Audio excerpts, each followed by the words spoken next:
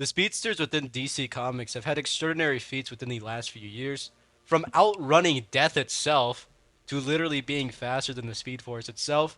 It probably raises many, many questions about who the fastest speedster in DC truly is. Now, the first thing that I want to preface before I get into the rankings itself is that when I say speedster, I'm specifically talking about established speedsters within the Flash family and the speedster lore of DC Comics, not other characters who just happen to be fast. So that means no ranking for the Man of Steel, Wonder Woman, Cheetah, Shazam, or any other of those characters. And maybe I'll rank the Justice League members in a future video, but for this I just want to mainly focus on speedsters. When at a glance, this topic can come off as pretty easy actually, but it's actually way more complex than you might think. Who's faster between Barry Allen or Wally West? You'd be surprised with just how many people who are actually split on that, as baffling as that may sound. Who's faster between Barry or August Hart, Eobard Thawne or Hunter Zolomon? Jay Garrick or Kid Flash. It's really not that cut and dry. So if you're a fan and overall enjoy DC Comics and you want to see more content surrounding DC, consider hitting the subscribe button. The honorable mentions for this video will be Avery Ho, Johnny Quick, and the twins Jai and Iris West, simply because we don't see enough speed feats from them, especially the twins, and it's really unsure how they'll stack up against the rest of the speedsters within this video, when or if we even start to see feats from them in the future, since Avery and the twins are really speedsters in training.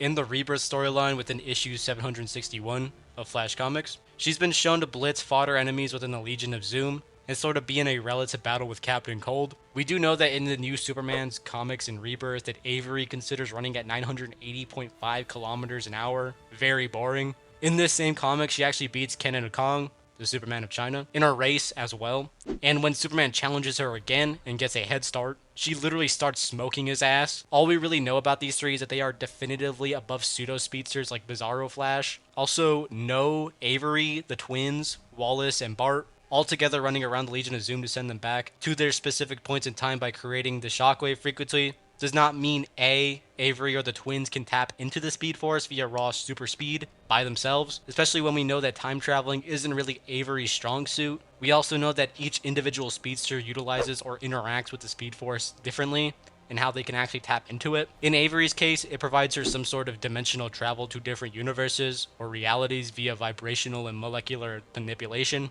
not dimensional travel via sheer super speed. Or B, run just as fast as some of the speedsters here, or all of the speedsters combined, that cause that to happen in the first place. Especially when Wallace and Bart individually have far more impressive feats than this. Getting into the actual rankings at number 14 and 13, we have the slowest speedsters, Jay Garrick and The Rival.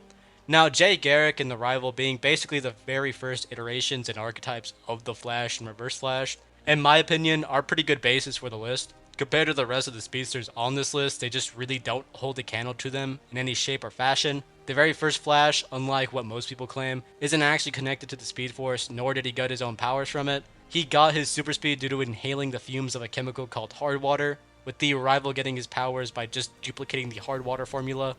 They gave Jay Garrick his powers.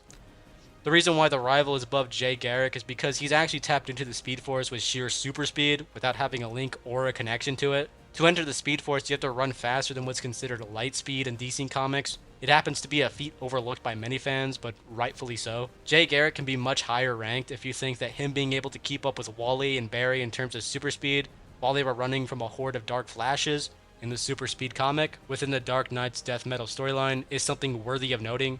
They all actually get speed amped in the comic by the Darkest Knight's corruption, and not only did every speedster still outrun him, but it's still consistently shown that he's the slowest speedster. Following Jay Garrick and The Rival, at number 12, we have Wallace West.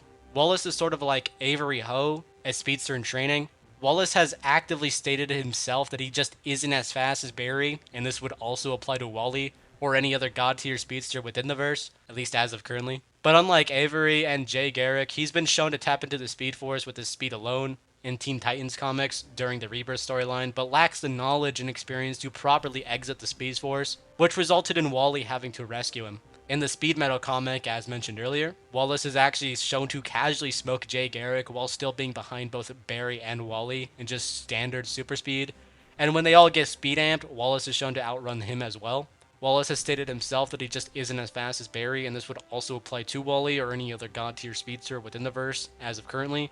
but we actually do get a concrete statement and number for Wallace while at super speed, being capable of running at the speed of light. So I'd say this is a pretty solid spot for the Speedster. At 11, we have Savatar. Savatar was a Speedster introduced within the post-Crisis era and one who died at the beginning of the Rebirth era in Flash Comics by coming into contact with Barry Allen. Wally, in post-Crisis, actually states that Savatar is a smarter Speedster than Hunter Zolomon, with Zolomon being able to repair the cosmic treadmill, a literal time and dimensional travel machine that can go to different universes and points in time completely. He can also distribute his speed to his cult and make them faster and powerful, kind of like how Naruto gave his chakra to the Shinobi Alliance, or how Asta can share his anti-magic with the gang in Black Clover's recent chapters. He's actually been shown to keep up with post-Crisis Wally to an extent, which makes sense. He's literally one of the first Speedster villains that actually gave Wally a run for his money regarding the title for the fastest man alive. So once again, this is a pretty solid spot for Savatar, as he doesn't have the speed feats to compare to anyone else above him. At number 10, we have Max Mercury. Jay Garrick actually calls Max a master of the Speed Force, and Barry calls him the Zen master of speed. He's without a doubt one of the most knowledgeable speedsters on the properties and mysteries of the Speed Force in all of DC Comics. So think of him as kind of like a Kisuke or Jiraiya of the Speed Force. Eobard literally blitzes and pieces him up in the negative Speed Force in post-Crisis. But in the Rebirth era, he's shown to be relative enough in speed to be capable of dodging his attacks instead of getting blitzed. And in Flash's comics during post-Crisis, he has an insane outlier being able to dodge Black Flash's punches and not get utterly blitzed. But other than that outlier, he just doesn't rank higher than this, unfortunately. After Max, we now have Hunter Zolomon at number 8. Now, this one was a bit tricky, as if we take feats from the Rebirth era into consideration, he can definitely be higher on the list due to him being able to run through not just the Speed Force and Forever Force, but Hyper Time as well. Doing all those feats to a considerable degree, Hyper Time, by not just Grant Morrison's own words, but by the Fuganets as well, is literally treated as a temporal cube or cube time, containing all and every possibility for the multiverse. In post-Crisis, Jesse Quick describes Zolomon as another Lightspeed or Speed Force sociopath, as he's shown being able to casually blitz Jay Garrick on more than one occasion, and even has arguments for being faster than post-Crisis Wally.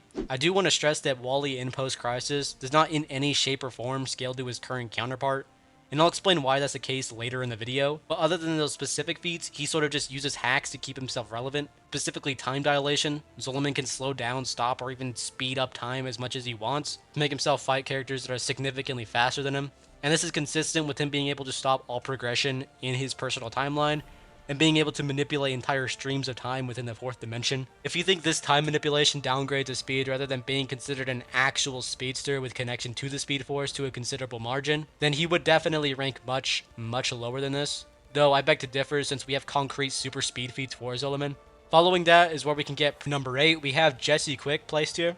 Jesse sort of has a similar ability to Wally where he can visualize a speed formula as a mantra and connect to the Speed Force, but Wally is more so of stopping time, whereas Jesse literally taps into the Speed Force itself. In Wonder Woman Plus, Jesse Quick during post-Crisis, she's actually shown to be in a bloodlusted speed match against Lady Flash, and they're both capable of tapping into the Speed Force barrier, running at light speed or faster than light speed. This is really all her relevant scaling she has in post-Crisis, and her current speed scaling is scaling to Supergirl, due to them being relative in the Fastest Woman Alive comic. And Supergirl can keep up with Barry Allen while he's holding back, and is also able to input a few quintillion lines of code in the span of average human blinking, which is pretty absurd. Many calcs at a low end get this to no lower than MFTL, with MFTL plus being the mid-end. At number 7, we have the Godspeed. Now, the Godspeed is a pretty interesting character, as he has some pretty impressive hacks. He can quite literally steal his speed off of other speedsters, as long as he's faster than that specific speedster, and absorb it, which can result in death having a form of both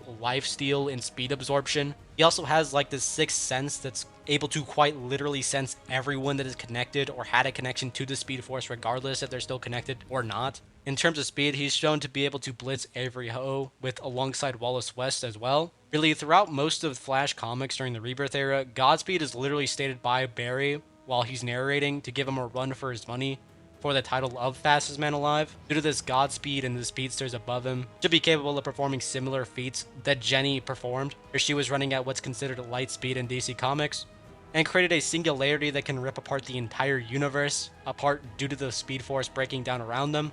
This is a solid spot for Godspeed, as he's pretty much faster than everyone behind him on the ranking list and slower than everyone that will be in front of him. At number 6, we have Eobard, DC Comics Encyclopedia, which came out during Post-Crisis. It stated that at a baseline, Eobard can run near what's considered light speed in DC Comics and through temporal dimensions. Eobard immeasurable speed. It's also stated in the secret files of The Flash that Eobard can match the velocity of Bart Allen, with Max Mercury stating that not only is Eobard faster than Johnny Quick, but also that he himself is no match for him at all in terms of super speed. He's shown to quite literally stomp Jay Garrick in the same issue as well. In later issues, not only does Wally verbatim state that Eobard is just as fast as any speedster up to that point, but he also reiterates this by saying he's just as fast as Barry. Now going on to the New 52 continuity, regarding Eobard is a bit tricky and weird. Professor Zoom in this continuity utilized. This continuity is really one of DC's worst eras, not just in terms of writing, but scaling as well. And it's just best if I moved on to his feats in Rebirth. Zoom has been shown to quite literally run through time, with Tempest supporting this saying, "Time in his domain, just as it is mine." He's also shown to run through not just the Speed Force, but the negative Speed Force, resulting in him, Barry, and Godspeed escaping Paradox's dimension. He also has some solid hacks in the Rebirth era, which I feel many people overlook, like having a form of cosmic awareness in Flash comics during this era, being able to sense Dr. Manhattan's presence, doing strange. At number 5 is Red Death. Red Death is a speedster from the Dark Multiverse where all nightmares and things that were never meant to be come into actuality. In this universe, Bruce had his Bat family die one by one and slowly sunk into depression, blaming it on himself that he wasn't fast enough, resulting in him hunting down Bart Allen for his connection to the Speed Force. This nightmare came into fruition with Batman resulting in the two merging with Bruce from the Dark Multiverse, having total control over Barry's body and powers. It's not necessarily a fusion creating this new identity on some fucking Dragon Ball shit. The reason I have Red Death this high is because it's quite literally Bruce's consciousness, not just in control, but merged with Barry's physical body. So he should be physically just as fast as Barry without any weird corruptions or speed amps. If you don't think that actually warrants him being on the same level, then he would be much lower on the rankings. However, if you do actually think that makes him physically identical to Bart Allen, would mean that he should be able to perform similar speed feats in terms of super speed. So him being higher on this list is just a little bit more justified in my opinion. Following the Red Death is Kid Flash or the Impulse, i.e. Bart Allen, the grandson of Bart Allen. Barry himself monologues to himself from the get-go that Bart's connection to the Speed Force rivals even someone like Wally West. This statement is actually supported with feats because most speedsters around Bart's age are usually in training or just straight up fodder. After the Speed Force broke down, which resulted in the loss of temporal energy flowing through it, Bart was still able to find his way back to Prime Earth. With his speed alone, Prime Earth is the opposite of Earth 33 in the structure of the multiverse. For those who don't know and are just here to watch the video, the Speed Force in general not only detached from every single space-time continuum in the bleed, which has arguments for there being an infinite amount of them, but is also an infinite energy field containing kinetic and temporal energy lying on the edge of the bleed that's basically omnipresent within the multiverse. The fact that Bart ran out of the Speed Force barrier, went back to the Prime Earth with just his speed, is really telling of his true potential. He also ran through the time stream with just super speed and travels throughout it without zero aid of the cosmic treadmill, which is blatantly immeasurable speed, as the time stream is known as the fourth dimension, beyond space and time, containing all of the timelines that regulate throughout the bleed and the universal size space-time continuums it actually contains.